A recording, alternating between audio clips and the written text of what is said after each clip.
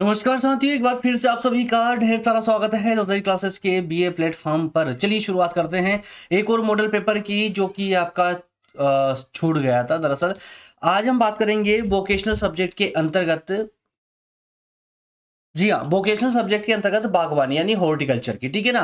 तो BA first year, अब सिर्फ ये बीए की कहानी नहीं रही है, बल्कि बीए, बीएससी, बीकॉम, बीएचएससी, बीबीए, जिन दोस्तों के भी वोकेशनल में हॉर्टिकल्चर सब्जेक्ट है, बागवानी वाला सब्जेक्ट है, वो इसके माध्यम से अपने सभी आईएमपी क्वेश्चंस प्राप्त कर सकते हैं। ठीक है ना। तो मैं ज्यादा इंट्रो तो नहीं दूंगा यहाँ पर, क्योंकि अब तक सब कुछ समझ चुके हो, बिल्कुल आखिरी पड़ाव पे हम चल रहे हैं।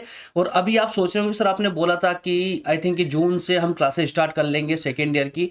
बट मेरे प्यारे दोस्तों, आप सभी बहुत अच्छे से जानते हैं सेकेंड ईयर का अभी तक मटेरियल नहीं आया है। किसी भी यूनिवर्सिटी ने नए सिलेबस के अकॉर्डिंग सेकेंड ईयर का मटेरियल अभी लॉन्च नहीं किया है। इस कारण से हमारी क्लासेस भी अभी रुकी हुई है। बहुत जल्दी जैसे ही अभी डेटा आपका सेकेंड ईयर का आएगा, हम तुरंत क्लासेस लेकर के आ जाएंगे, डिटेल क्लासेस, जो कि इसी यूट्यूब प्लेटफॉर्म पर होगी। लेकिन वो क्लासेस आपको मिलेगी कैसे? जैसे ही स्टार्ट होगी उसका नोटिफिकेशन आप लोगों को चाहिए। अब अगर आपने चैनल को सब्सक्राइब करके नहीं रखा होगा, बेल आइकन प्रेस करके नहीं रखा होगा, तो नोटिफिकेशन आपको नहीं मिलने वाला। तो सबसे पहली शर्त यही होती है कि चैनल को सब्सक्राइब कर लीजिए, ताकि सारे नोटिफिकेशन आप तक पहुंचते रहे। चलिए दोस्तों, बात करते हैं बागवानी के आईएमपी, टॉप आईएमपी क्वेश्चनों की। ठीक है ना। तो सबसे पहले हम देखने वाले हैं वोकेशनल में कौन से 15 दीर्घ प्रकृति के प्रश्न। ठीक है। उसके बाद में हम बात करेंगे 10 लघु उत्तरीय वाले प्रश्नों की। चलिए, तो पहला प्रश्न यहां पर है, भारत में बागवानी कृषि का इतिहास, उसके प्रमुख उद्देश्य और वर्तमान में इससे जुड़ी संभावना और चुनौतियों का विस्तार से वर्णन करें। अब दोस्तों, मैं सिर्फ एक क्वेश्चन आप लोगों को समझाऊंगा, बाकी आगे हम थोड़ा स्पीड से बढ़ जाएंगे। आगे क्या समझाने वाला हूं, तो जरा ध्यान से सुनिएगा। पहले पेन का कलर चेंज कर लेते हैं। चलिए, देखिए, इस प्रश्न को जरा ध्यान से पढ़िएगा। क्या बोल रहा है कि भारत में बागवानी कृषि का इतिहास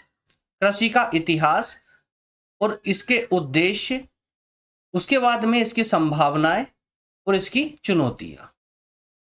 ये चार कॉन्सेप्ट आप लोगों से इस प्रश्न में पूछे गए हैं। ठीक है ना। अब जरूरी नहीं है कि एग्जाम में भी जब आपका ये प्रश्न आए, तो ये चारों कॉन्सेप्ट के साथ में, यानी कि बिल्कुल इसी प्रकार से आए, कोई जरूरी नहीं है।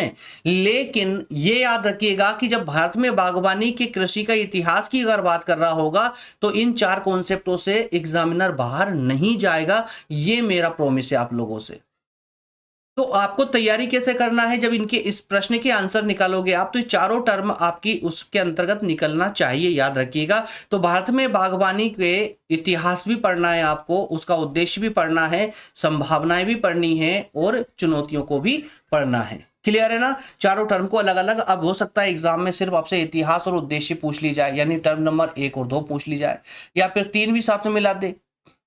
बात समझ आ रही है आप लोगों को? अलग अलग भी प्रश्नों के माध्यम से वो पूछ सकता है। चलिए अगले प्रश्न की ओर बढ़ेंगे। अगला प्रश्न है, अब जो मेन टर्म है आपकी, वहां पर मैंने अंडरलाइन कर रखा है, आप ध्यान से देख लीजिएगा। अगला प्रश्न है, बागवानी कृषि क्या है, इसके प्रमुख प्रकार कौन कौन से हैं और इसका उद्देश्य क्या है। तो बागवानी कृषि की बात यहां पर हो रही है, याद रखिएगा। तो बागवानी कृषि का ये कॉन्सेप्ट ही क्या है, इस पूरे कॉन्सेप्ट को समझाना है। उसके बाद में इसके कितने टाइप होते हैं और इसका उद्देश्य क्या है, ये भी आपको बताना होगा।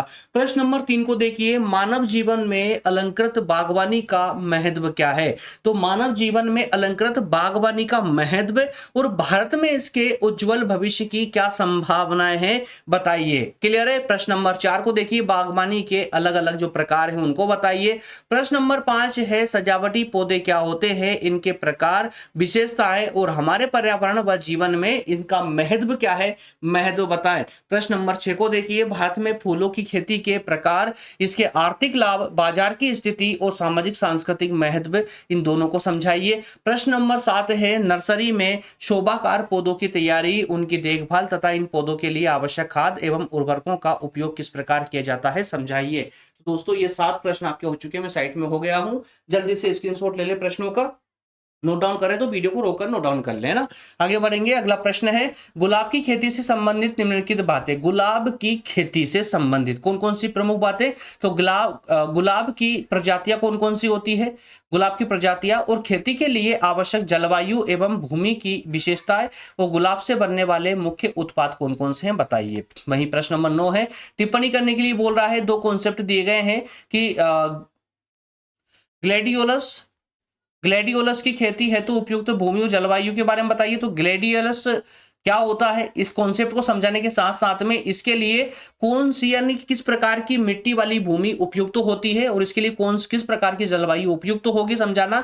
अगला है चमेली की खेती के लिए उपयुक्त जलवायु और भूमि पर लेख लिखें। क्लियर है। प्रश्न नंबर 10 को देखिए, रजनीगंधा किस प्रकार का पौधा होता है, इसकी खेती की अलग अलग विधियां बताइए और फूलों की कटाई एवं पैकिंग की प्रक्रिया कैसी होती है। वहीं प्रश्न नंबर 11 है, इंडोर पौधों के प्रकार, उनके प्रमुख उदाहरण और उत्पादन एवं रखरखाव की विधियां बताइए।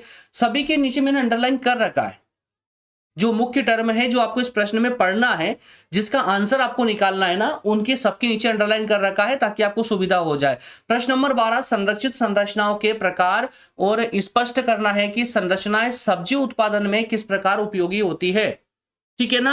और प्रश्न नंबर 13 है, कृषि में पॉली हाउस की संरचना, निर्माण विधि, कार्य सिद्धांत और इसका महत्व। ये 4 कॉन्सेप्ट यहां पर भी दिए गए हैं। जल्दी से स्क्रीनशॉट ले लीजिए प्रश्नों का, या नोट डाउन करें तो वीडियो को रोककर नोट डाउन कर लीजिए। आगे बढ़ेंगे। प्रश्न नंबर 14 को देखिए, लोन क्या होता है, इसके उपयोग क्या है और लोन पौधों के कितने प्रकार होते हैं और लोन बनाने की मुख्य विधियां कौन कौन सी होती है। वहीं प्रश्न नंबर 15 है, जैविक कीट प्रबंधन क्या है, इसके प्रयुक्त कीट, इसमें कौन कौन से कीटों का प्रयोग होता है और कीट प्रबंधन की विधियां बताइए। ठीक है ना। तो ये 15 प्रश्न आपके हो चुके हैं दीर्घ प्रकृति के। और अब हम बात करेंगे 10 लघु उत्तरीय प्रश्नों की। क्लियर है। 10 लघु उत्तरीय प्रश्नों की कौन कौन से हैं देखिए। लता क्या होती है, इसके प्रकार कौन कौन से हैं, भारत में प्रमुख लता वाले फूलों के पौधे कौन कौन से होते हैं बताइए। प्रश्न नंबर 2 है, मनी प्लांट किसे कहते हैं, मनी प्लांट के प्रकार बताइए। प्रश्न नंबर 3, मौसमी फूलों के पौधों की देखभाल कैसे की जाती है, उनके बीज तैयार करने की विधि बताइए। प्रश्न नंबर 4, टिप्पणी करना है गेंदे के फूल के प्रकारों पर और गुलदाउदी की खेती के बारे में। प्रश्न नंबर 5 है यहाँ पर, वर्ड ऑफ पैराडाइज किसे कहते हैं, ये पुष्प कैसा होता है, क्या होता है और कहाँ पाया जाता है। प्रश्न नंबर 6 है जिसमें बताया गया है, टिप्पणी करने के लिए बोल रहा है, जरबेरा का पौधा कैसा होता है और अबोली का पौधा कैसे उगाया जाता है। प्रश्न नंबर 7 में है, सफल बागवानी के लिए सूक्ष्म पोषक तत्वों का क्या महत्व है और ये पौधों की वृद्धि एवं विकास में किस प्रकार सहायक होते हैं। ठीक है ना। 7 प्रश्न, 3 प्रश्न मैं आपको और दे रहा हूं, जल्दी से स्क्रीनशॉट इसका ले लीजिए। ये लीजिए प्रश्न कवर निकाल दिए, जल्दी से स्क्रीनशॉट ले लें इसका। आगे बढ़ेंगे। प्रश्न नंबर 8 है, संरक्षित खेती क्या होती है, इसके लाभ बताइए और इस साथ साथ इसको अपनाने में किसानों को कौन कौन सी चुनौतियों का सामना करना पड़ सकता है बताइए। प्रश्न नंबर 9 है, आधुनिक तकनीकों द्वारा पौध तैयार करने के लाभ बताइए और प्रश्न नंबर 10, बागवानी पौधशाला का उद्देश्य क्या होता है, इसकी स्थापना किस वर्ष हुई थी बताइए। तो ये 10 प्रश्न लघु प्रकृति के। अब दोस्तों अगर आप यहाँ पर ध्यान देंगे तो कुल मिलाकर अब तक आपको 15 प्रश्न दीर्घ प्रकृति के और 10 प्रश्न लघु प्रकृति के, कुल मिलाकर के 25 क्वेश्चन आपको मिल चुके हैं। दोस्तों अगर ये 25 क्वेश्चन अगर आप लगा लेते हो, इन सभी के आंसर अच्छे से निकाल लेते हो, तो 2026 के एग्जाम में एक भी क्वेश्चन आपका बाहर नहीं जाएगा, ये मेरा प्रॉमिस है। जी हाँ, लेकिन अब ये डिपेंड करता है कि आप क्वेश्चन इनके आंसर निकालते हो किस प्रकार से हो। इसका पूरा आंसर निकलना चाहिए, प्रत्येक कॉन्सेप्ट को वो आंसर कवर करे, है ना, और पूरा करंट अफेयर से रिलेटेड होना चाहिए।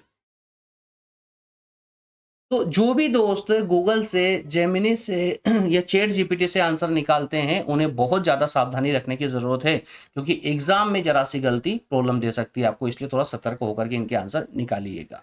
ठीक है ना। और जिन दोस्तों को सामग्री नहीं है निकालने की अच्छे से, या नहीं निकाल पा रहे हैं, कॉन्फिडेंस नहीं, मतलब कुछ भी समझ लीजिए कोई कमी है ना, किसी कारण बस अगर आप आंसर नहीं निकाल पा रहे हैं, तो हमारा ये प्लेटफॉर्म भी आप लोगों के लिए इन सभी प्रश्नों की आंसर शीट भी प्रोवाइड करवाता है। और ये आंसर शीट मैं तो संक्षेप में बताऊंगा, क्योंकि मैं हर लेक्चर में आप लोगों को बताता हूँ। अभी मॉडल पेपर वाले में, इसमें अगर आप आंसर शीट लेना चाहते हैं तो 1 सब्जेक्ट के लिए आप 99 रुपये के सब्सक्रिप्शन अमाउंट पर आप किसी भी एक सब्जेक्ट की आंसर शीट ले सकते हैं। और ऑल सब्जेक्ट की चाहिए आपको, सभी विषयों की चाहिए, तो 399 के सब्सक्रिप्शन अमाउंट पर पूरे 10 सब्जेक्टों की आंसर शीट आप लोगों को मिल जाएगी। मिलेंगे अगले सेशन में। कमेंट करके मुझे याद दिला दीजिएगा कि और कौन कौन से सब्जेक्ट ऐसे हैं जो अभी फिलहाल में बच गए हैं, जिन पर मॉडल पेपर नहीं हुआ है। मैं प्रयास करूंगा उन पर भी जल्दी से क्लासेस लाने की। ठीक है ना, क्योंकि अभी क्लासेस में जो डिटेल क्लासेस होने वाली ना, उसमें थोड़ा भी टाइम है, तब तक मॉडल पेपर खेलते हैं, है ना। तो आप कमेंट करके मुझे बताते जाइएगा कि सर ये सब्जेक्ट और छूट गया है, इस पर और मॉडल पेपर लेकर आना है, मैं सो लेकर के आ जाऊंगा। क्लियर है? मिलेंगे नेक्स्ट सेशन में। बहुत बहुत धन्यवाद। Thank you. जय हिंद।